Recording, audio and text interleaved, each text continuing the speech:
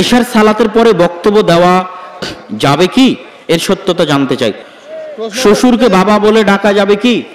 শায়েখ, আমার প্রশ্ন হচ্ছে কবরস্থান কি ইট দিয়ে বাধাই করা যাবে? গুল বিড়ি সিগারেট খেলে কি মায়ের সাথে জেনার মতো পাপ হয়? জৌনপুরি, আচ্ছা কারো নাম বলতে হয় না কোনো সময়, বলবেন যে জৈনকে বক্তা বলেছেন, অমুক কাফের। অনেকে বলে দাজ্জালের জন্ম হয়ে গেছে। মসজিদের জমি বন্ধক রাখা যাবে কি?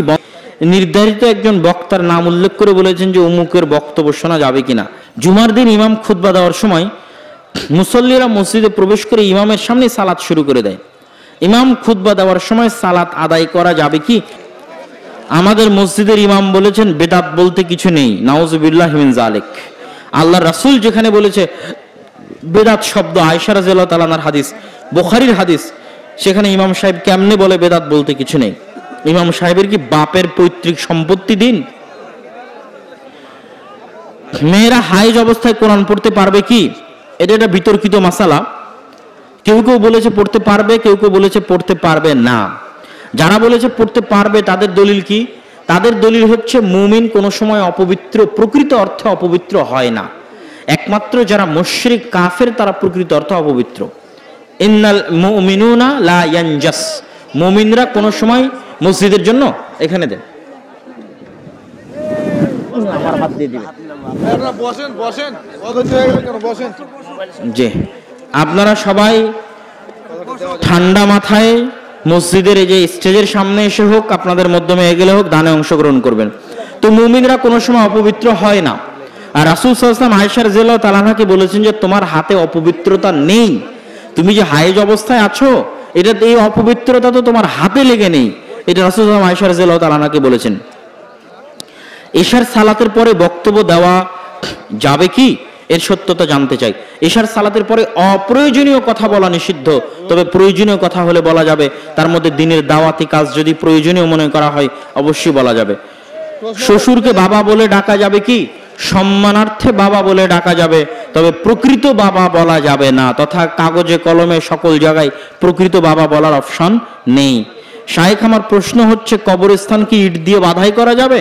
কবরস্থানের সীমানা নির্ধারণ করা যেতে পারে, কিন্তু নির্দিষ্ট কবর ইট দিয়ে বাধাই করা যাবে না। কিন্তু একটা বিশাল কবরস্থানের জমির সীমানা নির্ধারণ করা যেতে পারে, তবে নির্দিষ্ট কবর ইট দিয়ে বাধাই করা যাবে না। পৃথিবীতে সালাতে সালাম ফিরার বাক্য শিরিক থেকে বাঁচার দোয়া পড়া যাবে কি? সালাম ফিরার পূর্বে দুনিয়ার সকল দোয়া পড়া যাবে, যা কোরআন এবং হাদিস দ্বারা প্রমাণিত। সালাতে দোয়া মাসুরা না পড়ে আত্তাহিয়াতু দরুদ ইব্রাহিম পড়ে সালাম ফিরলে সালাত হবে কি? আত্তাহিয়াতু এবং দরুদ হচ্ছে জরুরি, আর মাসুরা হচ্ছে অন্য দোয়ার মতো একটি দোয়া, সুতরাং না পড়ে সালাম ফিরলেও সালাত হবে, কোনো সমস্যা নেই। আয়াতুল কুরসি সুন্নাত নামাজে পড়া যাবে কি? সুন্নাত ফরজ সকল নামাজে আয়াতুল কুরসি পড়া যাবে, কেন আয়াতুল কুরসি কোরআনের একটি আয়াত। বিতির নামাজের পরে তাহাজ্জুদ পড়া যাবে কি? জি না, বিতিরই হচ্ছে রাতের শেষ সালাত। যতদূর জানি ফসলের ওসর সেচের পানিতে 20 ভাগের 1 ভাগ, আল্লাহর পানিতে 10 ভাগের 1 ভাগ। বর্তমান মৌসুমে দুই পানিতেই, বৃষ্টির পানি এবং সেচের পানি, কোনটা বেশি? খরচ কোনটাতে বেশি হচ্ছে? যেটার পরিমাণ বেশি সেটাই ধরবেন। আমরা 7 ভাই 3 বোন। আমাদের বাবা মা মারা গেছেন। আমার বাবার কবরের পাশে দাঁড়িয়ে একসঙ্গে হাত তুলে মোনাজাত করতে পারবো কি? জি না, একা একাই যে যার মতো যাবে সে সার মতো একা একা হাত তুলে দোয়া করবে। গুল বিড়ি সিগারেট খেলে কি মায়ের সাথে জেনার মতো পাপ হয়? এরকম আমার জানা নেই, তবে গুল বিড়ি সিগারেট হারাম। হারাম খেলে 40 দিন ইবাদত কবুল হবে না, আর এই হারাম যারা খাবে তাদের জান্নাতে যাওয়াও দুরূহ এবং কঠিন হবে। মানুষ মারা গেলে গরু জবাই করে আত্মীয়দের খাওয়ানো বেদাত, বেদাত, বেদাত। বরং যেই বাড়িতে মানুষ মারা গেছে সেই বাড়িতে আপনাদেরকে আরো খাবার পাঠাতে হবে, অন্তত 3 দিন যাবত ওই বাড়িতে খাবার পাঠাবেন। রমাজান মাসে সিয়াম অবস্থায় স্বামী স্ত্রী সহবাস করলে কি হবে? ফরজ সিয়াম থাকা অবস্থায় সহবাস করলে 60 দিন টানা সিয়াম পালন করতে হবে, অথবা 60 জন মিসকিনকে খাওয়াতে হবে, অথবা গোলাম আজাদ করতে হবে।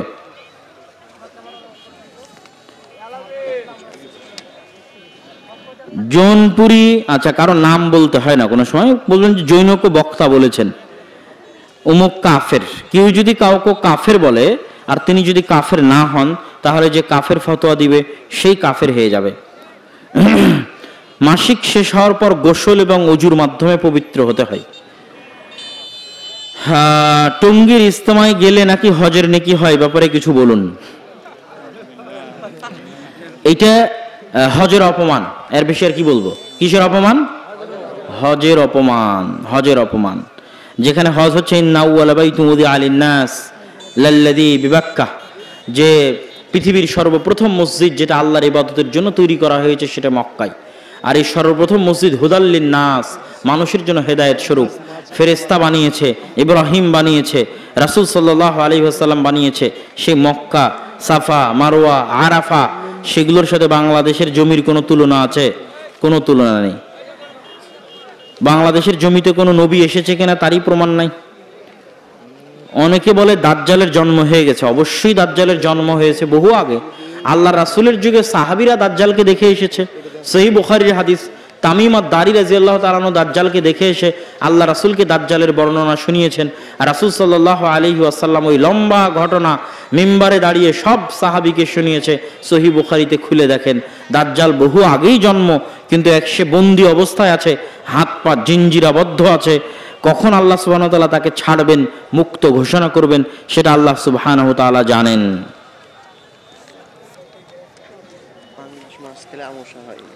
মসজিদের জমি বন্ধক রাখা যাবে কি? বন্ধক রাখা বলতে আমি যেটা বুঝি যে এই জমি বাবদ এত টাকা নিলাম, এই টাকা যতদিন ফেরত না দিব ততদিন তোমার কাছে জমি থাকবে, এই পদ্ধতি হারাম।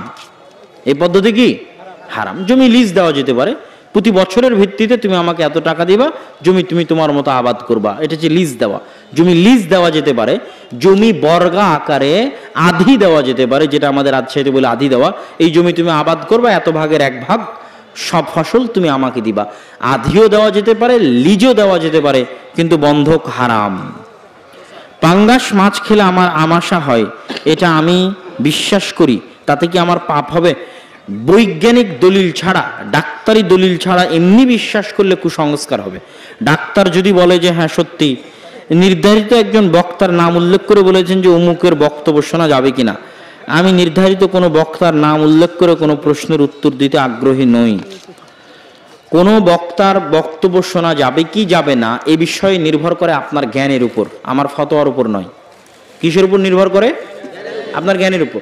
আপনার কাছে যদি এই পরিমাণ জ্ঞান থাকে যে আপনি সত্য মিথ্যার মধ্যে যাচাই করতে পারেন, আপনি সবার বক্তব্য শুনতে পারেন, কোনো সমস্যা নেই। আর আপনার কাছে যদি ওই পরিমাণ জ্ঞান না থাকে, পথভ্রষ্ট হওয়ার আশঙ্কা থাকে, তাহলে আপনি যাকে বিশ্বাস করেন, যাকে কাছ থেকে জানেন, যার জীবনী সম্পর্কে জানেন, যার চাল চরিত্র আচার ব্যবহার সম্পর্কে জানেন, যার নামাজ আমল আখলাক তাকওয়া পরহেজগারিতা সম্পর্কে জানেন, সে যদি একজনও হয় তো শুধু তারই বক্তব্য শুনবেন। অন্যের বক্তব্য শুনে যাকে চেনেন না, জানেন না, জীবনে দেখেননি, তার আমল আখলাক, তার শিক্ষাগত যোগ্যতা জানেন না, তার সাথে উঠা বসা করেননি, চলাফেরা করেননি, তার বক্তব্য শুনে পথভ্রষ্ট হয়ে লাভ নাই। আবার যার চেহারা দেখা যায় না তারটা তো আরো নয়, কেননা যার চেহারা দেখা যায় না, শুধু অডিও শোনা যায়, ওটা শয়তানেরও অডিও হতে পারে এবং শয়তান অডিও দিতে পারে। আল্লাহ রাসূলের যুগে যদি শয়তান মিথ্যা হাদিস বলতে পারে, তা আমার যুগে ইউটিউব, ফেসবুক, টুইটারে ফেক অ্যাকাউন্ট বানিয়ে শয়তান মিথ্যা হাদিস দিতে পারে, মিথ্যা পোস্ট দিতে পারে, মিথ্যা অডিও দিতে পারে।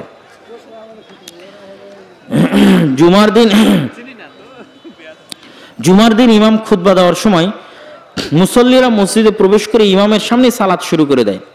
ইমাম খুতবা দেওয়ার সময় সালাত আদায় করা যাবে কি? যদি তাহিয়াতুল মসজিদ হয়, তথা মসজিদের যে 2 রাকাত সালাত আদায় না করে মসজিদে বসা যায় না, যদি ওই 2 রাকাত সালাত হয়, তাহলে ইমাম খুতবা দিলেও খুতবা দেওয়া অবস্থাতেই তাহিয়াতুল মসজিদ আদায় করে মসজিদে বসতে হবে। আর এর বাইরে অন্য কোনো সালাত খুতবা চলা অবস্থায় আদায় করা উচিত নয়, ঠিক নয়, জায়েজ নয়, না জায়েজ। কেননা খুতবা শোনাও একটা ইবাদত, অতএব অন্য সালাত বাদ দিয়ে খুতবা শুনতে হবে। তবে যদি তাহিয়াতুল মসজিদ হয়, তাহলে শুধু তাহিয়াতুল মসজিদে 2 রাকাত সালাত আদায় করে বসে পড়বে। যে ব্যক্তি গলায় তাবিজ আছে, তার গলায় তাবিজ থাকা অবস্থায় তাকে ঝাড়ফুঁক করা যাবে কি? তাবিজ শিরক, আর শিরকের সাথে মুসলমানের সম্পর্ক রাখা উচিত নয়। শিরকি জিনিস গলায় রেখে আল্লাহর সাহায্য পাওয়া সম্ভব নয়। অতএব আল্লাহর উপর পূর্ণ আস্থা, পূর্ণ বিশ্বাস থাকলে, আল্লাহর কোরআনের উপর পূর্ণ আস্থা, পূর্ণ বিশ্বাস থাকলে, নাস ফালাক ইখলাস আয়াতুল কুরসির উপর পূর্ণ বিশ্বাস থাকলে, নাস ফালাক ইখলাস আয়াতুল কুরসির পাওয়ার, ক্ষমতা, শক্তির উপর পূর্ণ বিশ্বাস যদি থাকে যে হ্যাঁ নাস ফালাক আয়াতুল কুরসি, ইখলাস, সূরা ফাতিহা, সূরা বাকারার শেষ 2 আয়াত পৃথিবীর সকল জাদু টোনা, বদনজর, জিন, শয়তান সবকিছুকে ধূলিসাৎ করে দিতে পারে একদিন আগে একদিন পরে। এই যদি শক্ত মজবুত বিশ্বাস থাকে তাহলে তাবিজ খুলেই ঝাড়ফুঁক করতে হবে। আর যদি বিশ্বাস না থাকে তাহলে ঝাড়ফুঁক করলেই কি আর না করলেই কি, তাবিজ সহ মরে গিয়ে জাহান্নামে যখন যাবে তখন সে বুঝতে পারবে যে তার আসল অবস্থাটা কোথায়। উস্তাদ, আমি জানি মৃত ব্যক্তির উদ্দেশ্যে দাওয়াত খাওয়ানো হারাম, কিন্তু আমাকে আমার শিক্ষকেরা আমাকে জোর করে পাঠায়। লা তাআতা লি মাখলুকিন ফি মাসিয়াতিল খালিক, সৃষ্টিকর্তার লঙ্ঘনে সৃষ্টি জীবের কোনো আদেশ মানা যাবে না। তো তোমার টিচার সৃষ্টি জীব, আর মৃত ব্যক্তির বাড়িতে গিয়ে খাওয়া বা কোনো অনুষ্ঠানে অংশগ্রহণ করা বেদাত, আর বেদাতে অংশগ্রহণ করা যাবে না, এটা সৃষ্টিকর্তার আদেশ। আর তোমার টিচার হচ্ছে সৃষ্টিজীব, তো সৃষ্টিকর্তার আদেশকে লঙ্ঘন করে সৃষ্টিজীবের আনুগত্য চলে না। শায়েখ এশার সালাতে কেউ যদি শেষের 1 রাকাত সালাত পায়, পরে বাকি সালাত একাকি পড়ার সময় সূরা ফাতিহার পর কি সূরা মিলাতে হবে? প্রয়োজন নেই মিলানোর। এগুলো কি একই প্রশ্ন না আলাদা প্রশ্ন? জামাত হয়ে যাওয়ার পর দ্বিতীয় জামাত একই জায়গায় পড়া উচিত নয়, একটু ভিন্ন জায়গায় দ্বিতীয় জামাত কায়েম করতে হবে। খুব ভালো হয় যদি মসজিদের ওই মূল এরিয়ার বাইরে দ্বিতীয় জামাত কায়েম করা হয়, বারান্দায় দ্বিতীয় জামাত কায়েম করা হয়, যাতে প্রথম জামাতের গুরুত্ব বহাল থাকে। কেননা প্রথম জামাতটাই আসল জামাত, প্রকৃত জামাত এক মসজিদের ক্ষেত্রে। আর বাকি জামাতগুলো প্রকৃত আসল জামাত নয়, জামাত আদায় করা হচ্ছে তাই জামাত। সেই ক্ষেত্রে প্রথম জামাতের গুরুত্ব রক্ষার্থে ওই জায়গায় আদায় না করে একটু পিছনে, একটু দূরে, একটু ডানে, একটু বামে, খুব ভালো হয় বারান্দায় গিয়ে আদায় করলে। আমাদের গ্রামে পুরুষ লোক হুজুর মাকে কোরআন শিক্ষা দিচ্ছে অনেক বেশি আওয়াজ করে, এটা কতটুকু ভালো? সবচেয়ে উত্তম হচ্ছে মহিলা মানুষকে শিক্ষা দিবে। যদি মহিলা মানুষ কোনো মতে নাই পাওয়া যায়, সেক্ষেত্রে পুরুষ মানুষ সম্পূর্ণ পর্দার আড়াল থেকে কোরআন শিক্ষা দিতে পারে। শায়েখ, আমি কোনো এক ওয়াক্ত ফরজ সালাতে 1 বা 2 রাকাত পাইনি, বাকি সালাত পড়ার জন্য কখন দাঁড়াবো? কোনো এক ওয়াক্ত ফরজ সালাতে জামাতের সাথে ছিল না, জামাতবিহীন ছিল, বুঝতে পারিনি। যদি জামাতবিহীন একাকি হয়, সময় পার হয়ে গেছে, না এটা তো জামাতেই না, যখন ইমাম সালাম শেষ করবে তখন তুমি দাঁড়াবা। ঢাকা টুঙ্গির ইজতেমায় কি কি বেদাত চালু আছে আর সেগুলো বাদ দিলে কি যাওয়া যাবে?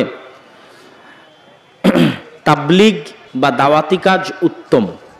তাবলিগ করা, দাওয়াতি কাজ করা প্রত্যেক মুসলমানের উপর ফরজ, জরুরি। কিন্তু সেই তাবলিগ, সেই দাওয়াত হতে হবে আল্লাহ রাসূলের দেখানো পদ্ধতি অনুযায়ী। তো আমি তাবলিগ জামাতের লোকেরা যে কাজ করে তাদের আন্তরিকতার বিষয়ে আমি কোনো প্রশ্ন উঠাবো না, বা তাদের খুলুসিয়তের বিষয়ে কোনো প্রশ্ন উঠাবো না, কিন্তু 2টা বিষয় অবশ্যই প্রশ্নবিদ্ধ। একটা হচ্ছে নির্ধারিত যে ফ্রেম তৈরি করা হয়েছে, ওই ফ্রেমকে একমাত্র লাস্ট ঘোষণা করা এবং ওটার উপর বিভিন্ন ফজিলত কায়েম করা, যে এত চিল্লা দিলে এই ফজিলত, এই করলে এই ফজিলত, যেগুলো সব বানোয়াট, আল্লাহ রাসূলের হাদিসে নাই, এটা বলা এবং ওটা মনে করে ওটাতে অংশগ্রহণ করা বেদাত। ওটা মনে করে ওটাতে অংশগ্রহণ করা বেদাত। দ্বিতীয়ত, ফাজাইল আমলের মধ্যে অনেক জয়ীফ এবং জাল হাদিস আছে। যদিও বর্তমানে হানাফি আলেম ওলামারা ফাজাইল আমলের তাহকিক এবং তাখরিজ করে নতুন একটা সংস্করণ আনার চেষ্টা করতেছে। যদি তাহকিক ঠিক থাকে, ভালো উদ্যোগ, আমি এই উদ্যোগকে সাধুবাদ জানাই। আর এই রকম যদি সঠিক তাহকিক, তাখরিজ সহ ফাজাইল আমল, একদম জাল জয়ীফ হাদিসকে বাদ দিয়ে সহিহ ফাজাইলে আমল যদি সকল মসজিদে, সকল জায়গায় রাখা হয়, আর এই ধরনের মিথ্যা ফজিলতের ধোকা, যে টঙ্গীর ইজতেমায় গেলে হজের নেকি হবে, অমুক হবে, তুমুক হবে, এই সেই, এই সমস্ত মিথ্যা কথাবার্তা, বেদাতি কথাবার্তা যদি মানুষ নিজের বিশ্বাস থেকে বাইরে রাখে, তাহলে স্বাভাবিক এই সম্মেলনে যেমন আপনি এসেছেন, এই রকম একটা স্বাভাবিক সম্মেলনে আমিও যেতে পারি। কিন্তু এই স্বাভাবিক সম্মেলনে আসলে এত নেকি হবে, পরপর 3 বছর আসলে এই হবে, পরপর 10 বছর আসলে এই হবে, তারপর আস্তে আস্তে এটাই আসলে হজ হয়ে যাবে, এই মনে করে আসলে তো গুনাহগার হবেন, জাহান্নামে চলে যাবেন। কিন্তু এই ধরনের সকল শর্তমুক্ত অবস্থায় স্বাভাবিক সিম্পল এক জায়গাতে কোরআন এবং হাদিসের কথা হচ্ছে, কোরআন এবং সহিহ হাদিস অনুযায়ী আলোচনা হচ্ছে, সেখানে তো যাওয়া যায়, অংশগ্রহণ করা যায়, করলে নেকি হবে। কিন্তু যেখানে সবই জাল এবং জয়ীফ হাদিসের উপর ভিত্তি করে এবং মিথ্যা ফজিলতের ধোকায়, সেখান থেকে দূরে থাকাই উত্তম। সহি শুদ্ধভাবে সালাত আদায় করলে ইমাম বিরোধিতা করে, এমন অবস্থায় করণীয় কি? সবর, সবর, সবর, ধৈর্য ধারণ করতে হবে। আল্লাহ সুবহানাহু ওয়া তাআলা আমাদের সবাইকে, অত্র প্রোগ্রামের আয়োজকদেরকে, সকলকে আল্লাহ সুবহানাহু ওয়া তাআলা তার দ্বীনের জন্য কবুল করুক, উত্তম প্রতিদান দান করুক, এবং অত্র প্রোগ্রাম আয়োজনের সাথে যারা জড়িত তাদের সকলের গুনাহ খাতা মাফ করে দিক। যারা দান সহযোগিতা করেছে আল্লাহ সুবহানাহু ওয়া তাআলা তাদের ধন সম্পদে বরকত দিক। অত্র এলাকা গ্রামবাসী যারা যেভাবে এই প্রোগ্রাম আয়োজনে সহযোগিতা করেছে তাদের আল্লাহ সুবহানাহু ওয়া তাআলা হেফাজত করুক, তাদের যাবতীয় বালা মুসিবত থেকে দূরে রাখুক। আর যারা বাধা প্রদান করেছে, ষড়যন্ত্র করেছে, শত্রুতা করেছে, আল্লাহ তাদেরকে হেদায়েত দান করুক। আল্লাহুম্মা আমিন। সুবহানাকাল্লাহুম্মা ওয়া বিহামদিকা আশহাদু আল্লা ইলাহা ইল্লা আনতা আস্তাগফিরুকা ওয়া আতুবু ইলাইক। আসসালামু আলাইকুম ওয়া রাহমাতুল্লাহি ওয়া বারাকাতুহু।